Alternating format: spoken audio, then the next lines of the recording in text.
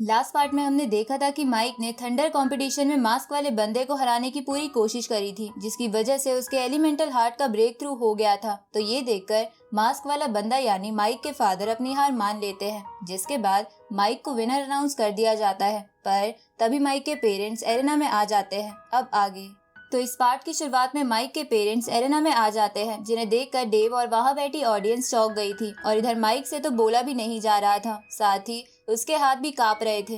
तभी वहां बैठी ऑडियंस किंग होने के नाते माइक के फादर को ग्रीट करती है। इस तरफ माइक की मॉम उससे पूछती है कि तुम्हें हम दोनों का ये सरप्राइज कैसा लगा। ये सुन के माइक गुस्से में ग्रैंड एल्डर से पूछता है कि क्या ये पहले से जिंदा थे। इस पे ग्रैंड एल्डर उसे बताते हैं कि ये बहुत ही कॉम्प्लिकेटेड है और तुम्हारी ट्रेनिंग से जुड़ा है, पर तुम ये मत समझना कि तुम्हारे माँ बाप तुम्हें धोखा दे रहे थे, बल्कि उनके ऐसा करने की वजह से तुम 3 महीने से कम में 9th लेवल पर पहुंच गए। उसी वक्त माइक की मॉम ग्रैंड एल्डर पर इल्जाम लगाते हुए कहती है कि ये सब इसी की वजह से हुआ है। ये सुन के ग्रैंड एल्डर माइक से कहते हैं कि तुम्हें याद है ना, तुमने मुझे स्टोन ऑफ लाइफ दिया था, जिसकी वजह से मैंने इन्हें फिर से रिवाइव कर दिया था। इसलिए तुम्हें अब खुश हो जाना चाहिए क्योंकि तुम फिर से अपनी फैमिली से मिल रहे हो। अब ये बोल के ग्रैंड एल्डर वहाँ से भाग जाते हैं। इधर माइक को समझ नहीं आ रहा था कि वो क्या करे। तभी वो अचानक से अपनी मॉम के गले लग जाता है, जिसके बाद माइक के फादर माइक से सॉरी बोलते हुए कहते हैं कि हमें लगा था कि ग्रैंड एल्डर तुम्हें सब कुछ बता देंगे, लेकिन उन्होंने तुम्हें स्ट्रॉन्ग बनाने के लिए ये बात छुपाई, लेकिन इसके लिए मैं तुमसे माफी मांगता हूँ। इस पे माइक कहता है कि आपको ऐसा बोलने की जरूरत नहीं है क्योंकि आपने ये सब मेरे भले के लिए करा था। उसी वक्त माइक की मॉम उससे कहती है कि क्या तुम्हें हम पे गुस्सा नहीं आ रहा और क्या तुम हमें देखकर रोना नहीं चाहते। इस पे माइक स्ट्रॉन्ग बनते हुए कहता है कि ये तो खुशी की बात है कि आप जिंदा हो, तो मैं क्यों रोऊं। अब वो अपने आंसू छुपाने के लिए जोर जोर से हंसने लगता है, जिसकी वजह से माइक की मॉम को उसकी चिंता होने लगती है। तभी माइक अपने फादर से पूछता है कि वो मास्क वाला बंदा आप ही थे ना। इस पे माइक के फादर उसे हाँ करते हुए बोलते हैं कि मैंने ऐसा इसलिए किया था ताकि तुम्हारे ऊपर जनता का ट्रस्ट और बढ़ जाए। तो ये सुन के माइक समझ जाता है कि ग्रैंड एल्डर उसे पैलेस के अंदर क्यों नहीं जाने दे रहे थे और ये थंडर कंपटीशन इतनी जल्दी क्यों करवाया गया, ताकि माइक को अपने पेरेंट्स पे गुस्सा ना आए। अब माइक अपने पेरेंट्स से कहता है कि क्योंकि अब आप वापस आ गए हो, इसलिए इस किंगडम को आप ही संभालो और मैं यहाँ से जा रहा हूँ। इस पे माइक की मॉम उससे कहती है कि तुम्हें यही रहना चाहिए क्योंकि डीमंस तुम्हारे पेयरलेस बीट के पीछे हैं। ऊपर से मुझे तुम्हारे लिए एक ब्लाइंड डेट की अरेंजमेंट भी करनी है। ये सुन के माइक गुस्से में अपनी मॉम से कहता है कि मैं पूरे वर्ल्ड में घूमना चाहता हूँ क्योंकि कम से कम वहाँ लोग मुझे धोखा तो नहीं देंगे। ये सुन के माइक की मॉम उससे पूछती है कि क्या तुम मुझसे गुस्सा हो और मुझसे प्यार नहीं करते। इस पे माइक अपनी मॉम से कहता है कि ऐसा नहीं है, मैं आपसे उतना ही प्यार करता हूँ, लेकिन अब आपके अलावा मेरे जीवन में और कोई भी है। ये सुन के माइक के पेरेंट्स को लगने लगता है कि माइक को कोई लड़की पसंद है। पर तभी माइक डेव को वहाँ बुला के अपनी मॉम से बोलता है कि अब मुझे डेव के साथ ट्रैवल करना बहुत पसंद है, इसलिए मैं फिलहाल के लिए यहाँ से चलता हूँ। अब माइक डेव को लेके वहाँ से चला जाता है, लेकिन उनके जाने के बाद माइक की मॉम को लगने लगता है कि कहीं माइक को डेव तो पसंद नहीं है। इस पे माइक के फादर अपनी वाइफ से बोलते हैं कि मुझे पक्का यकीन है कि उसने यहाँ से जाने के लिए ये बहाना बनाया था, इसलिए तुम चिंता मत करो। ये सुन के माइक की मॉम बोलती है कि हमारा बेटा पहले बहुत ही शरारती था, पर अब ये बहुत ज्यादा शांत हो गया है, इसलिए मुझे बिल्कुल भी अच्छा नहीं लग रहा। गाइस, आगे बढ़ने से पहले मैं आपको हनी गेन ऐप के बारे में बताना चाहती हूँ, जिससे आप बिना कुछ किए पैसिव अर्निंग कर सकते हो। इस ऐप के थ्रू आप अपना बचा हुआ इंटरनेट डेटा सेल कर सकते हो। हनी गेन एक फुली ट्रस्टेड ऐप है और यही नहीं, इसे आप अपने दोस्तों के साथ शेयर करके उनकी अर्निंग्स का भी 10% कमा सकते हो, जिसका मतलब है पैसा ही पैसा। और आप इन पैसों से बड़े आराम से Amazon प्राइम और नेटफ्लिक्स का सब्सक्रिप्शन भी ले सकते हो। अब मैं आपको बताती हूँ कि आपको करना क्या है। आपको सिंपली बस डिस्क्रिप्शन में दिए हुए लिंक पर क्लिक करना है और वेबसाइट ओपन होते ही खुद को वहां रजिस्टर करना है। साथ ही आप मेरा कूपन कोड भी इस्तेमाल कर लेना ताकि आपको तुरंत ही $5 यानी 400 रुपए मिल जाए। तो अब जल्दी से जाओ और मेरा कोड इस्तेमाल करके हनी गेन के थ्रू बहुत सारे पैसे कमाओ।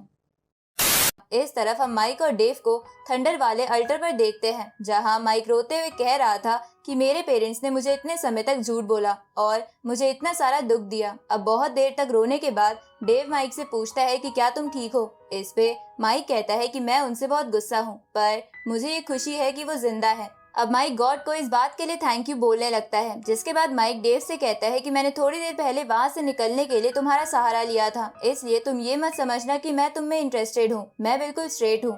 ये सुन के डेव कहता है कि वो तो मैं भी हूँ। इसके बाद माइक डेव से पूछता है कि हम आगे क्या करेंगे, जिस पे डेव बोलता है कि हम और मेहनत करके अपने कल्टीवेशन को सुधारेंगे ताकि हम आने वाले समय में अपने लोगों की रक्षा कर सके।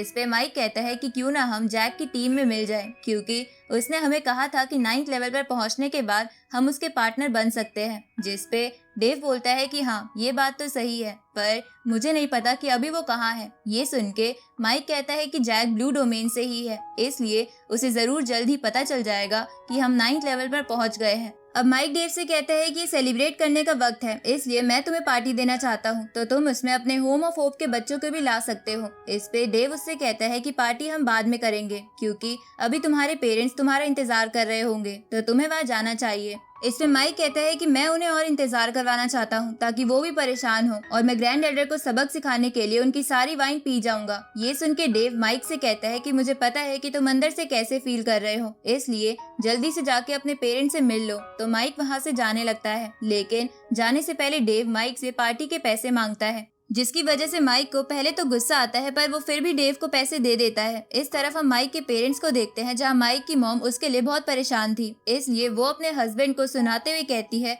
कि ये सब तुम्हारी वजह से हुआ है। आज तुम्हारे प्लान की वजह से हमारा बेटा हमसे बात नहीं कर रहा है, जिसकी वजह से मैं उसके लिए ब्लाइंड डेट भी अरेंज नहीं कर सकती। इस पे माइक के फादर अपनी वाइफ से कहते हैं कि तुम ब्लाइंड डेट का बार बार नाम मत लो, वरना उसे पहले वाले इंसिडेंट याद आएंगे, और जो भी हुआ है अच्छा ही हुआ है, क्योंकि इसकी वजह से माइक 9th लेवल पर पहुंच गया है और जल्द ही 10th लेवल पर भी पहुंच जाएगा। ये सुन के माइक की मॉम अपने हस्बैंड से कहती है कि सभी मदर्स अपने बेटों की शादी जल्द से जल्द देखना चाहती है ताकि वो अपने पोतों के साथ खेल सके, और वही मैं कर रही हूँ। पर अब माइक सिर्फ ट्रैवल करना चाहता है, ऊपर से वो हमेशा डेव के साथ ही घूमता है, तो कहीं उनके बीच कुछ फीलिंग डेवलप ना हो जाए। उसी वक्त माइक वहाँ आ जाता है, जिसने ये सब सुन लिया था, इसलिए वो अपनी मॉम से कहता है कि मैं एक स्ट्रेट पर्सन हूँ और मुझे लड़कियां ही पसंद है। अब माइक की मॉम अपने बेटे को देखकर उससे रोते हुए माफी मांगती है, तो माइक का दिल भी पिघल जाता है और वो अपनी मॉम को दिल से माफ कर देता है, जिसकी वजह से माइक की मॉम जोर जोर से खुशी के मारे रोने लगती है।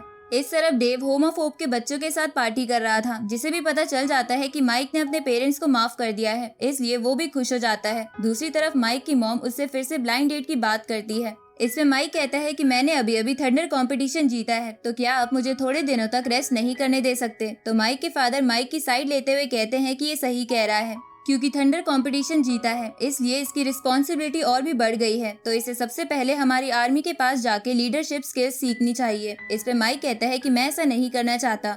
ये सुन के माइक के फादर उससे कहते हैं कि तुम्हें मैरिज या करियर के बीच कुछ न कुछ चुनना ही होगा। ऊपर से मैंने सुना है कि डेव की लीडरशिप स्किल्स बहुत ही अच्छी है, इसलिए मैं चाहता हूँ कि तुम उसे हमारी आर्मी को ट्रेनिंग देने के लिए इनवाइट करो। तो माइक इसके लिए मान जाता है। आगे माइक डेव के पास आके उसे सब कुछ बता देता है और उसे कहता है कि इससे हमारी भी प्रैक्टिस हो जाएगी और हमें एक आर्मी से अच्छे से कोऑर्डिनेट करना आ जाएगा, जिससे हमें फ्यूचर मिशंस में मदद मिलेगी। पर डेव इसके लिए नहीं मान रहा था, तो माइक उससे कहता है कि तुम ये क्या बोल रहे हो, मैं अपने डैड को जुबान दे चुका हूँ और वो तुम्हें सैलरी देने के लिए भी तैयार है। तो पैसों का नाम सुन के डेव माइक से कहता है कि मैं एक एवरेज कमांडर से 3 गुना पैसे लूंगा। तो ये सुन के माइक डेव को अपनी दोस्ती का वास्ता देकर मनाने लगता है, लेकिन उसके ना मानने पर वो ना चाहते हुए भी 3 गुना पैसे देने के लिए तैयार हो जाता है। जिसके बाद डेव माइक से कहता है कि पैसों के अलावा तुम्हें मेरी बात भी माननी पड़ेगी, क्योंकि मुझे पता है कि मैं धूप में सोल्जर्स को ट्रेन करूंगा और तुम बड़े आराम से मजे करोगे। तो माइक इसके लिए मान जाता है, क्योंकि वो अगर ऐसा नहीं करता तो उसे अपनी मॉम की ब्लाइंड डेट अटेंड करनी पड़ती। इस पे डेव माइक से कहता है कि तुम्हारी मॉम तुम्हारी लाइफ स्टेबल करना चाहती है और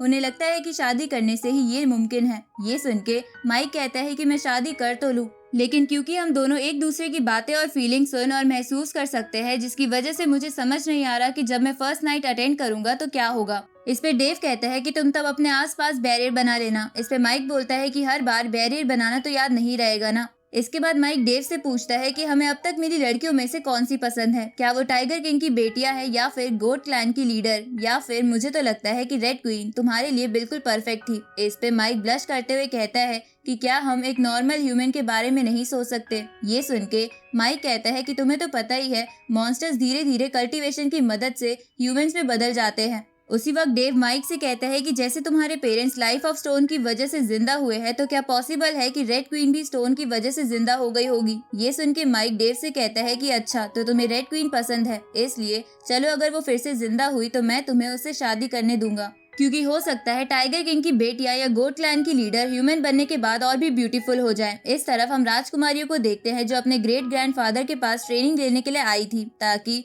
वो जल्दी से इम्प्रूव कर सके, तो ग्रेट ग्रैंडफादर इसके लिए मान जाते हैं। तभी वो राजकुमारी अपने एल्डर से कहती है कि हम जल्दी से कल्टीवेशन इसलिए करना चाहती है क्योंकि हमें 2 ह्यूमंस पसंद है और हम उन्हीं से शादी करना चाहती है। और इसी के साथ ये पार्ट यहीं पर खत्म होता है।